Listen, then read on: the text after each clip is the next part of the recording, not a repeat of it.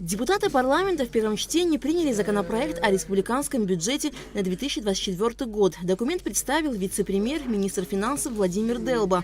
Параметры госбюджета по доходам составляют 14,3 миллиарда рублей, по расходам 15,7 миллиардов рублей.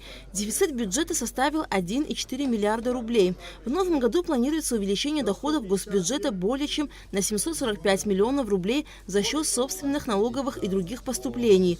Республиканский бюджет по доходам на 2024 год, согласно проекту, составляет 10,9 миллиардов рублей, а по расходам более 12 миллиардов рублей. Дефицит республиканского бюджета – 1,2 миллиарда рублей. Расходы республиканского бюджета, как я сказал уже, сформированы в объеме 12,2 миллиарда рублей. При этом, если так более детально, уважаемые депутаты, обратиться в приложении 5 к нашей объемной пояснительной записке, вся структура расходов приведена по функциональному значению.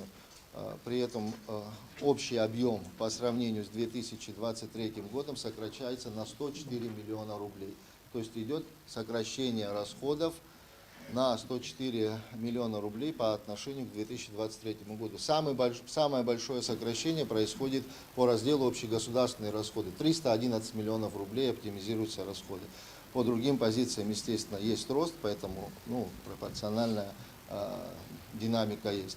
Также в первом чтении приняли бюджеты фондов репатриации, социального страхования и охраны труда, дорожного, пенсионного фондов, обязательного медицинского страхования, внебюджетного фонда инвалидов Отечественной войны народа Абхазии. Во втором окончательном чтении внесены изменения в Кодекс Республики Абхазия о судопроизводстве по делам об административных правонарушениях. Теперь за нарушение рекламодателям, рекламопроизводителям и рекламораспространителям законодательства о рекламе придется платить штраф. Административному наказанию будут подвергаться как обычные граждане, так и должностные и юридические лица. Депутаты единогласно во втором окончательном чтении приняли изменения в закон о правовом положении иностранных граждан Республики Абхазия. Теперь вид на жительство иностранным гражданам будет выдаваться на 10 лет. Документ представил депутат Дауд Хутова. Проект касается проблемы вида на жительство, который у нас сейчас есть, прежде всего у жителей Галского района, ну и ряда жителей Форчанского района, соответственно, тоже. В первом чтении проект был принят на прошлой сессии.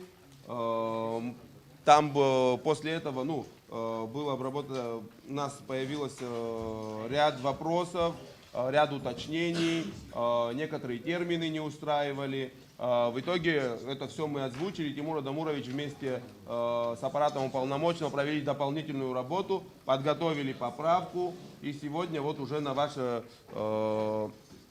усмотрение, рассмотрение выносится эта поправка.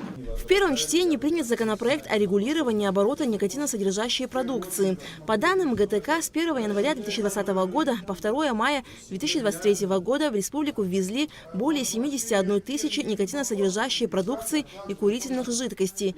Законопроект разработан в целях защиты жизни и здоровья населения, в особенности несовершеннолетних.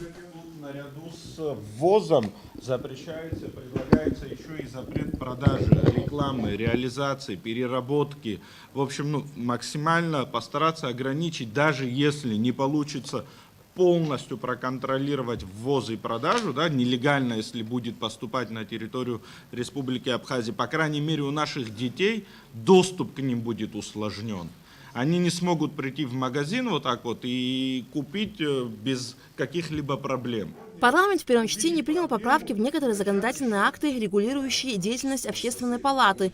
Законопроект предполагает ввести новый 25-летний возрастной ценз для членов палаты. Также запрещает лицам, страдающим алкоголизмом, наркоманией, хроническими затяжными психическими расстройствами, быть избранными в палату. Общественная палата – это не орган, исполнительной власти. И, мне кажется, там должно быть более широко представлены, разные представители разных групп.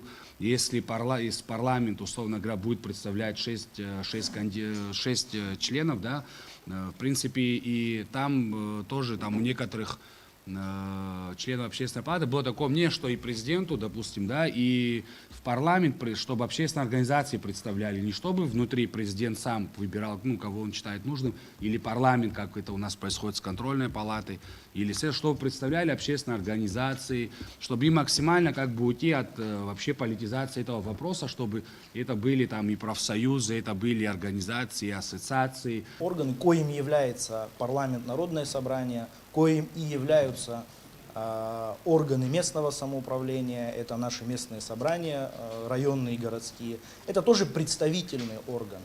И они в существующей процедуре, органы местного самоуправления, представительные органы, они полноправно принимают участие в формировании общественной палаты. В этой связи представляется, что в случае принятия данного законопроекта может произойти существенный перекос в сторону представительной ветви власти, тем самым будет нарушен баланс.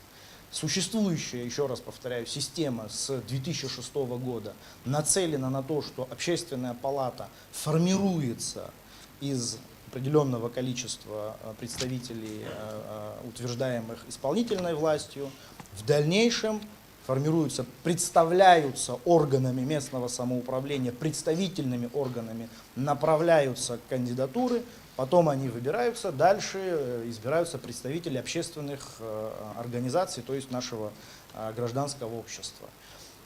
Еще раз повторяю, что общественная палата – это орган, обеспечивающий взаимодействие с исполнительной ветвью власти. В этой связи столь радикальное внесение изменений считаем преждевременным. В первом чтении приняты поправки в законодательные акты в сфере борьбы с майнингом. Согласно документу, оборудование для добычи криптовалюты будет конфисковаться при первичном присоединении к электросетям и нарушении законодательства. Конфискация оборудования будет осуществляться на основании решения суда. На сегодняшний день мы вынуждены платить сотни миллионов рублей, а может даже и миллиарды за нашу энергетику, да? Из-за какого-то количества людей, которые там занимаются этой деятельностью, страдать все население не должно.